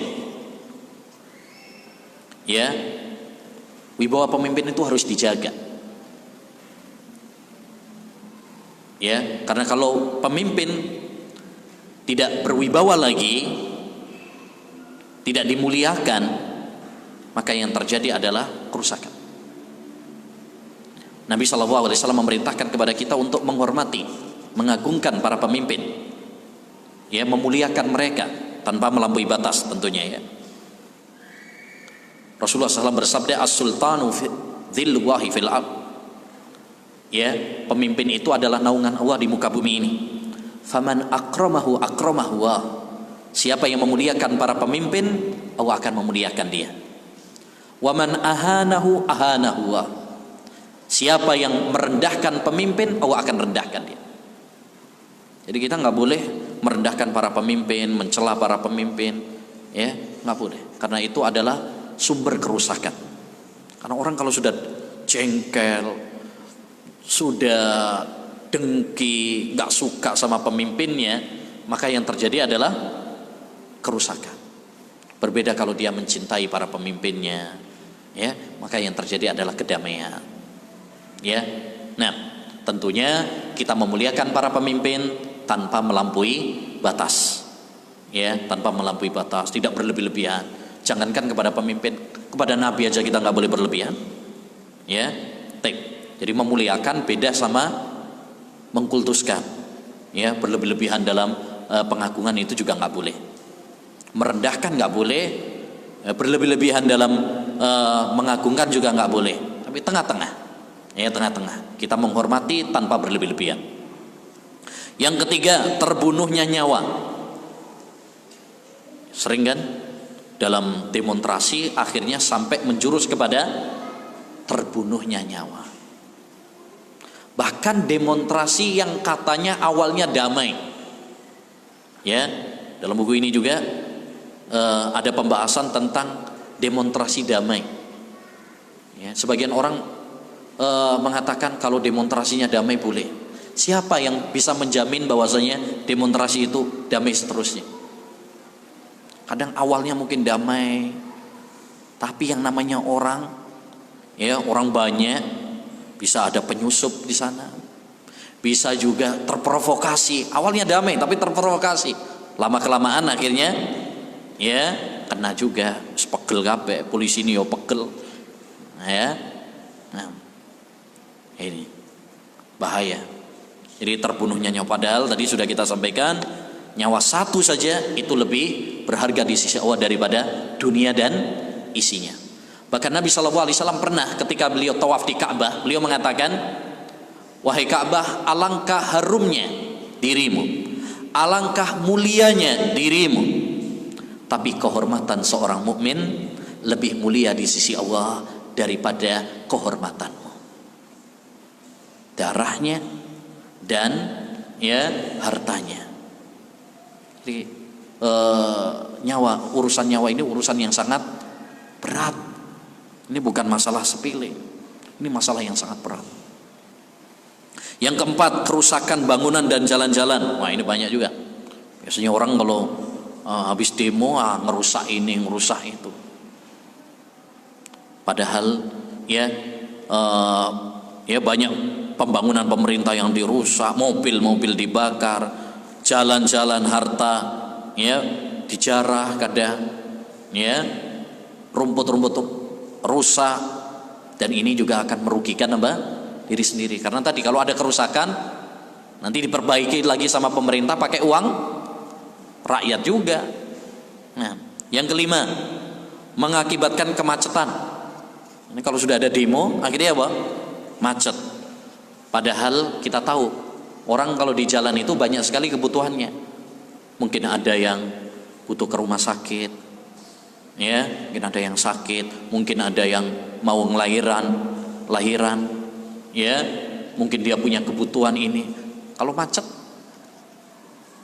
hanya itu kalau misalkan ada yang demo, ya, kemudian ada orang-orang yang punya hajat, ya, tapi gara-gara macet dia misalkan tidak terpenuhi hajatnya, biasanya apa? Ngomel kan? Biasanya ngomel. Dan itu berbahaya. Karena kalau dia ngomel itu dia kan terdolimi. Kalau dia sampai doanya orang yang terdolimi mustajab. Hati-hati, Anda mendolimi, ya. Dan Nabi SAW mengatakan adzulmu dzulumat yaumal qiyamah. Kedzaliman itu adalah kegelapan besok pada hari kiamat. Jadi ini banyak sekali kerusakannya. Dari demonstrasi ini banyak sekali kerusakannya daripada manfaatnya. Kalau dibilang ada manfaatnya, mungkin iya ada manfaatnya, ya, tapi madharatnya lebih besar. Khamr, judi juga ada manfaatnya. Tapi apakah berarti khamr dan judi itu boleh? Tidak. Jadi jangan beralasan, oh ini ada manfaatnya nih. Ya, satu kita jawab, manfaatnya belum jelas. Kenapa belum jelas? Karena belum tentu tuntutan kita dipenuhi. Betapa sering orang itu demo, tapi tuntutannya nggak dipenuhi juga. Kayak sekarang tuntutan undang-undang Cipta Kerja, walaupun demo sana demo sini, hampir setiap kota demo. Hampir setiap kota demo. Ya, tapi apakah itu merubah keputusan? Enggak juga. Enggak. Itu sudah dipikirkan matang lama, ya, dan pemerintah sudah memikirkan resikonya. Ya, sudah memikirkan apa? Resikonya. Yang ada malah orang-orang yang demo sebagiannya malah di penjara, ya, ditangkepin sebagiannya. Ini merugikan sendiri, nggak ada manfaatnya, udah belum tercapai tuntutannya juga, ya, justru malah memadorotkan dirinya sendiri. Nanti kalau sudah ditangkap nangis, ya, dan saat itu tangisan sudah tidak bermanfaat lagi, ya. Nah, maka sebelum itu terjadi, ya, mari kita belajar, ya, supaya setiap tindakan kita betul-betul di atas ilmu, di atas fikih, di atas hikmah. Karena setiap semangat, ya, jika tidak dikendalikan dengan ilmu, maka ini bisa berbahaya. Semangat itu bagus, tapi kalau kita semangat nggak pakai ilmu, maka ini berbahaya. Ya, maka ini berbahaya. Kalau cuma modal semangat tok, bondo nekat tok, nggak pakai ilmu, ini berbahaya. Justru malah menimbulkan kerusakan yang lebih besar. Baik. Nah, ini tadi yang saya sampaikan halaman 45 ini tentang demonstrasi apa? Damai. Ya, intinya demonstrasi damai atau enggak damai, dua-duanya apa? Enggak boleh. Karena walaupun demonstrasi awalnya damai, pertama demonstrasi itu dilarang bukan karena damai atau tidak damainya. Tadi banyak kita alasan-alasannya, yang lain banyak. Salah satunya itu adalah produknya orang-orang kafir. Ya. Yang kedua, tidak ada jaminan bahwasanya demonstrasi itu, ya, walaupun awalnya damai, selamanya sampai akhir damai. Siapa yang bisa menjamin? Betapa banyak orang awalnya damai kemudian terprovokasi, terutama di akhir-akhir. Di akhir-akhir. Kenapa di akhir-akhir? Innamal a'malu bil khawatim. Setiap amalan itu yang jadi patokan adalah penutupannya. Ya. Kalau yang masih awal itu seger kabeh, Pak. Ya. Tapi kalau sudah akhir-akhir wis pegel. Kalau sudah pegel gampang emosi.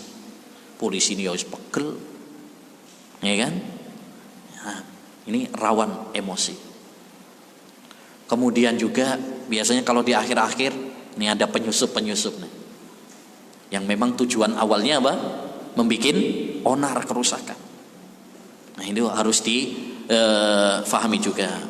Jadi tidak diperkenankan melakukan demonstrasi walaupun alasannya aksi damai. Walaupun juga alasannya pemerintah membolehkan. Karena acuan kita bukan pemerintah, acuan kita itu adalah agama. Makanya dalam syariat Islam tidak boleh kita mentaati pemerintah kalau itu adalah bertentangan dengan agama. La ta'ata li makhluqin fi maksiatil khaliq. Tidak ada ketaatan kepada makhluk dalam hal maksiat kepada Allah Subhanahu wa taala. Ya. Jadi sebagian orang kan kadang alasannya, loh ini demonstrasi di negara kita boleh ya, diizinkan sama pemerintah. Pak, pemerintah itu juga asalnya nggak pengen di demo itu. Cuma karena memang ini undang-undangnya demokrasi, ya mau nggak mau mereka harus membolehkan. Tapi aslinya, sampai kalau tanya sama pemerintah, seneng nggak mereka di demo? Ya, loro kabeh di demo, Pak. Bagaimana berhadapan dengan rakyat? Itu mereka kalau sudah ada demo itu udah habis berapa biayanya? Penjagaan, kemudian Emang dikira kalau polisi jaga demo nggak ono tambahannya apa? Itu tak ada tambahannya, ya.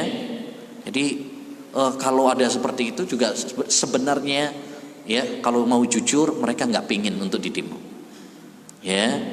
Kalau dari pemerintah kan pengennya nggak demo, tapi ya karena undang-undangnya boleh, mereka juga nggak bisa melarang, ya.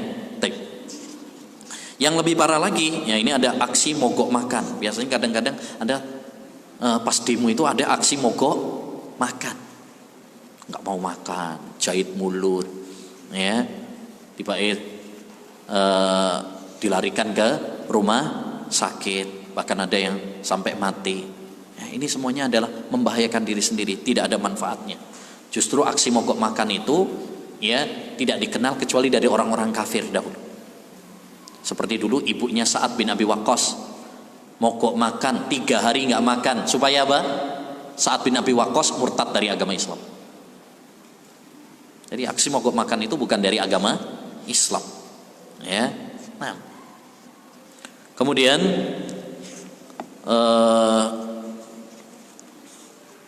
ini ada syubhat-syubhat dan jawabannya. Saya ambil satu aja, ya. Syubhat yang paling kenceng nih, yaitu syubhat yang pertama, bahwasanya demonstrasi itu adalah bagian dari jihad.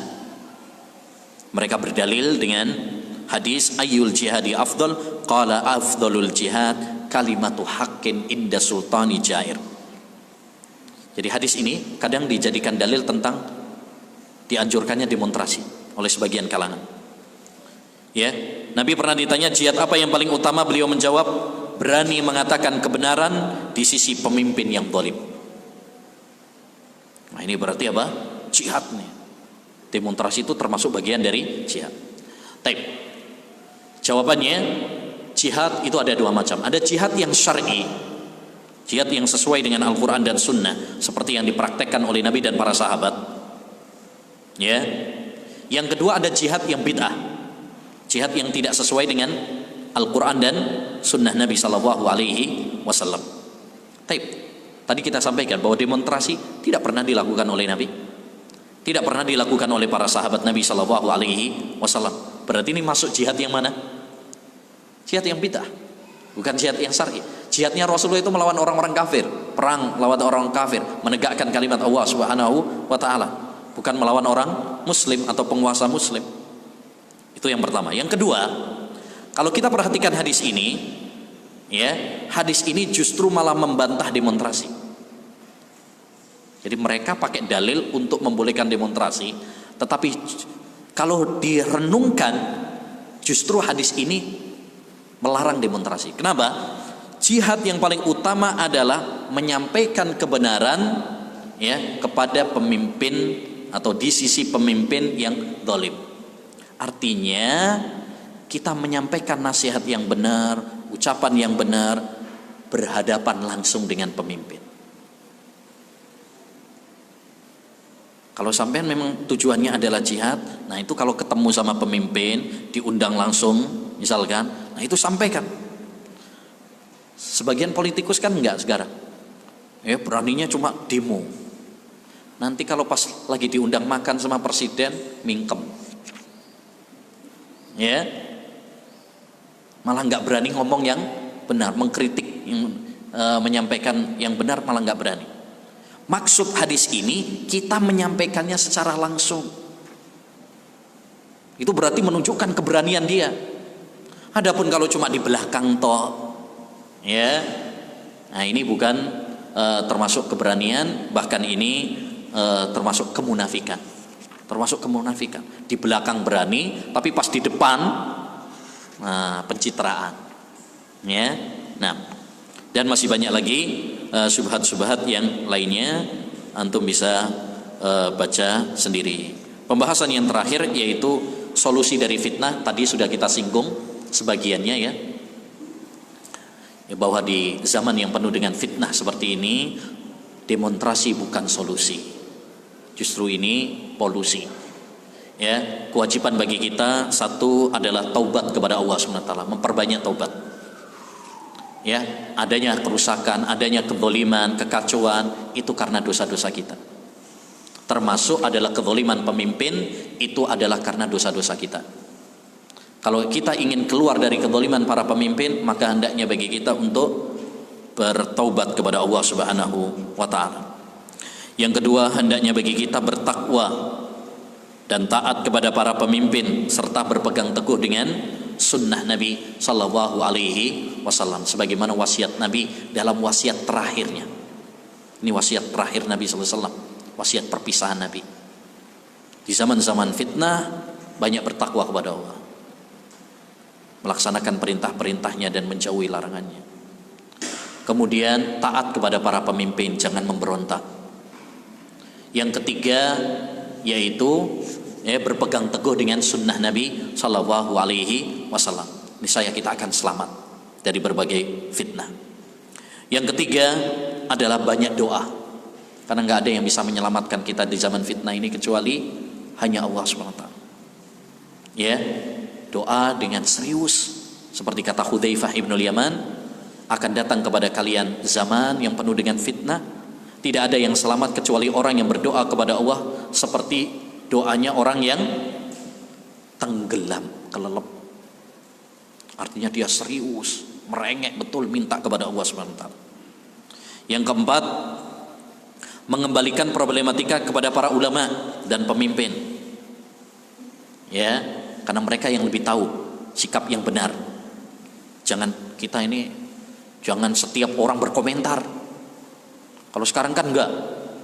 Kalau ada masalah, ada fitnah terjadi, gatel pengen apa? Komentar. Ya, ini setiap orang berkomentar, bikin status, ya, menganalisa kejadian, menghakimi, menghukumi. Serahkan kepada para ulama.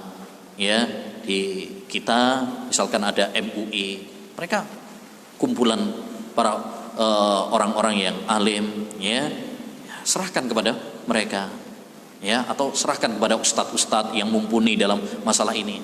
Adapun kita cukup apa? Diam. Ya, itu lebih selamat. Man samata naja. Siapa yang diam, maka dia akan selamat. Daripada nanti komentarnya keliru, tambah ruwet, tambah meruncing masalah. Yang kelima, menjauhi fitnah dan tidak berkecimpung di dalamnya. Jangan ikut-ikutan. Ada ajakan demo, nggak usah ikut-ikutan. Ya, ada ajakan kudeta, jangan ikut-ikutan. Jauhi, fitnah itu dijauhi, bukan malah didekati. Inna sa'ida laman junnibal fitan. Orang yang bahagia itu adalah orang yang dijauhkan dari fitnah. Yang keenam, tenang dan tidak tergesa-gesa. Jangan sembrono, jangan tergesa-gesa. Al-ajalatu minasyaitan. Ya, karena tergesa-gesa itu dari setan. Termasuk tergesa-gesa men-share berita. Ini hati-hati. Sekarang kan enggak ada berita dikit di-share langsung. Padahal belum tentu benar beritanya. Ya, belum tentu benar.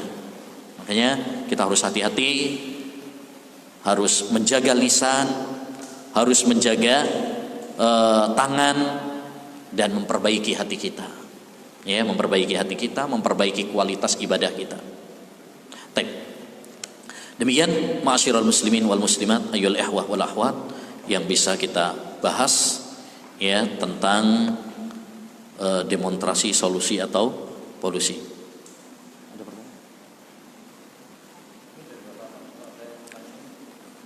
Baik. Ada pertanyaan? Nah.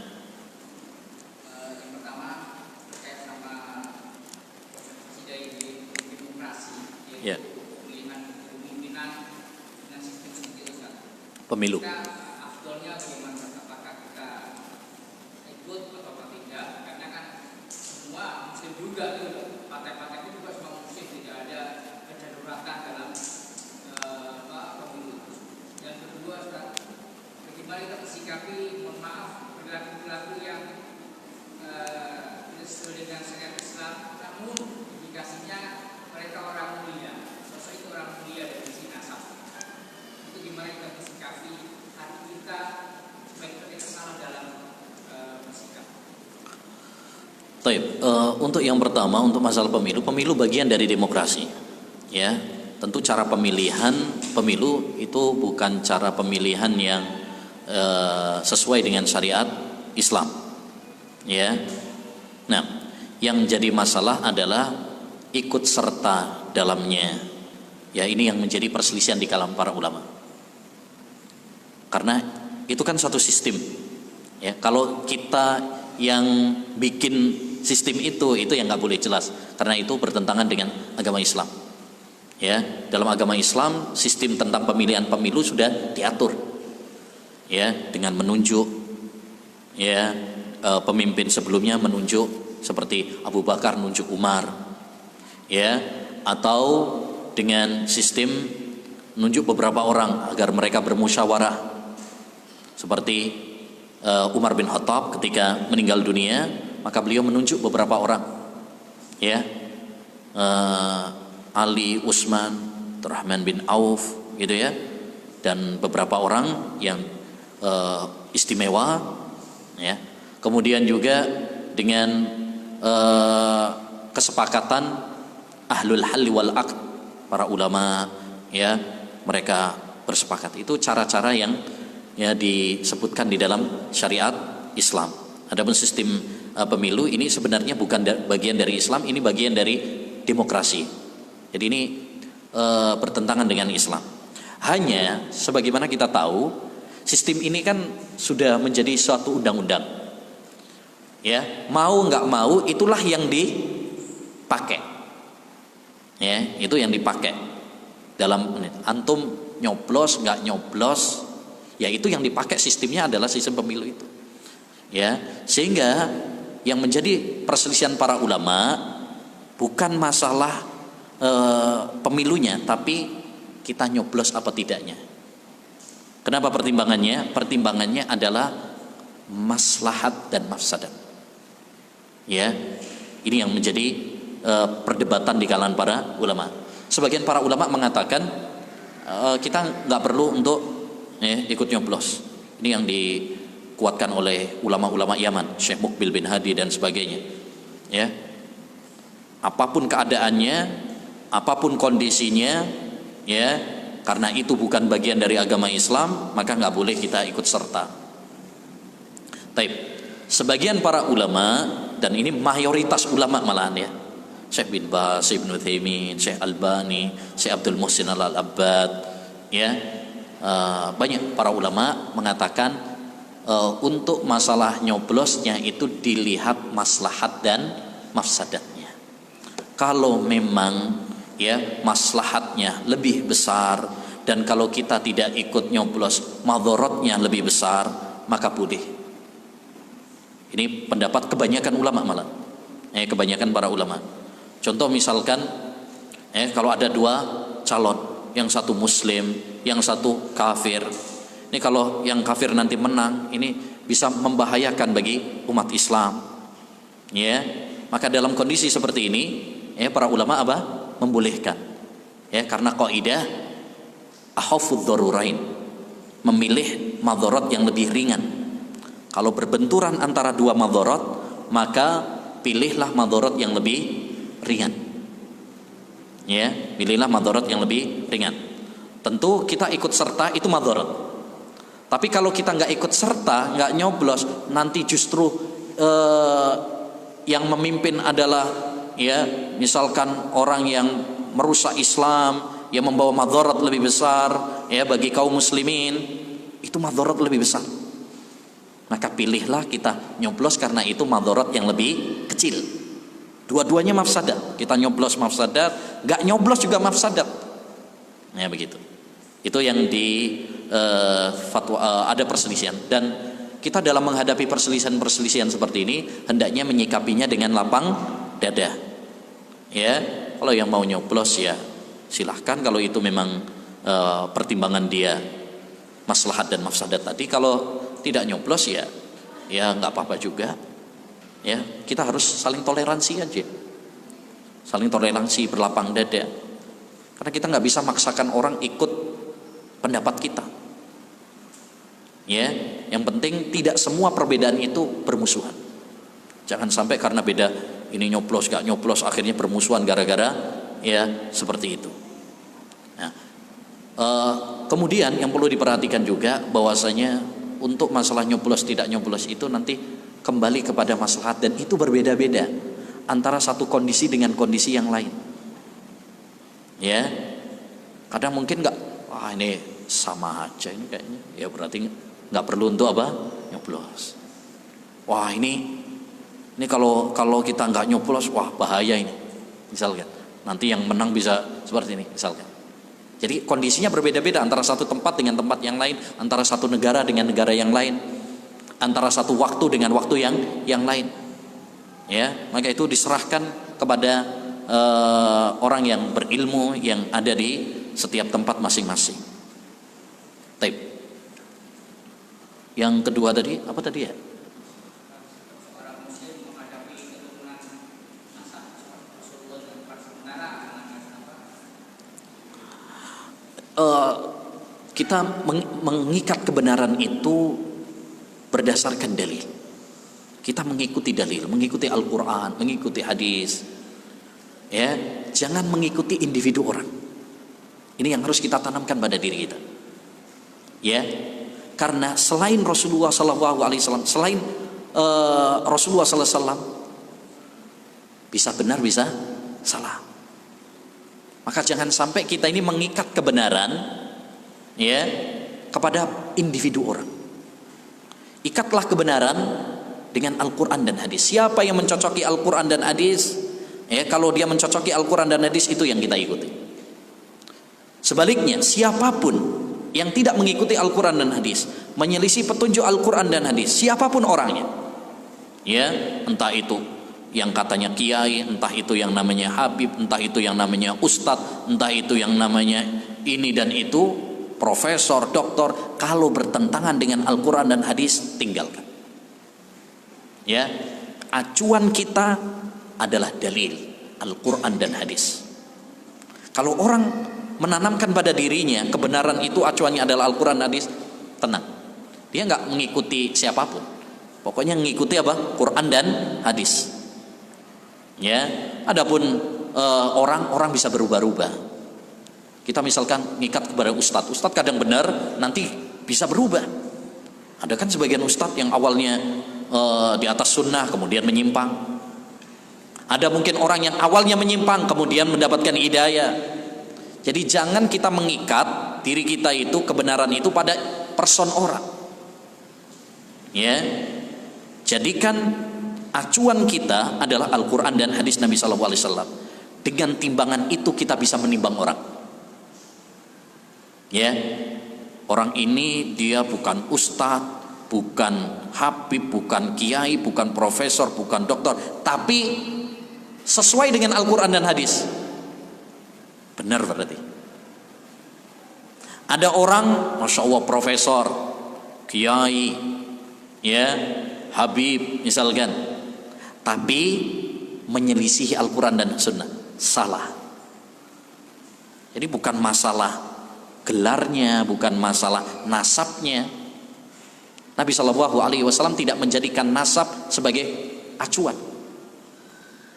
Allah Subhanahu wa Ta'ala menjadikan patokan kemuliaan seorang itu dengan takwa. Inna akramakum indallahi atqakum. Sesungguhnya yang paling mulia di sisi Allah itu yang paling bertakwa, bukan yang paling nasabnya bagus, yang paling ganteng, yang paling banyak duitnya, yang paling banyak istrinya, paling banyak, yang paling tinggi jabatannya, bukan. Yang paling mulia itu adalah yang paling bertakwa kepada Allah SWT. Bahkan tidak ada artinya nasab, ya, kalau dia nggak beriman dan nggak beramal soleh. Wa man batta'a bihi amaluhu lam yusri' bihi nasabu. Siapa yang terlambat amalnya, nasabnya tidak mempercepat dirinya. Ya, walaupun dia mengaku keturunan Nabi misalkan, tapi kalau nggak sesuai dengan Al-Quran dan Sunnah, ya jangan diikuti. Jangan diikuti. Ya, apalagi sekarang ini banyak yang ngaku-ngaku keturunan Nabi padahal nggak benar. Ya, Nabi SAW mengatakan, manidda'a ila qaumin walaysa lahum fihi nasabun falyatabawwa maq'adahu minan nar. Siapa yang mengaku-ngaku dia termasuk suatu kaum padahal bukan, nggak ada nasab yang nyambung kepadanya, maka silahkan dia mengambil tempat duduknya di neraka. Karena itu berarti berdusta. Ngaku keturunan Rasul padahal tidak, misalkan, berarti itu dusta. Intinya jangan menjadikan patokan kita, timbangan kita itu individu orang, ya, tapi jadikan patokan kita adalah dalil Quran dan Sunnah. Karena kebenaran tidak diukur dengan nasab, harta, ya, tetapi diukur dengan kecocokannya, dengan kesesuaiannya kepada dalil. Jelas ya? Nah, wallahu a'lam bissawab. Subhanakallahumma bihamdika asyhadu an la ilaha illa anta astaghfiruka wa atubu ilaik. Assalamualaikum warahmatullahi wabarakatuh.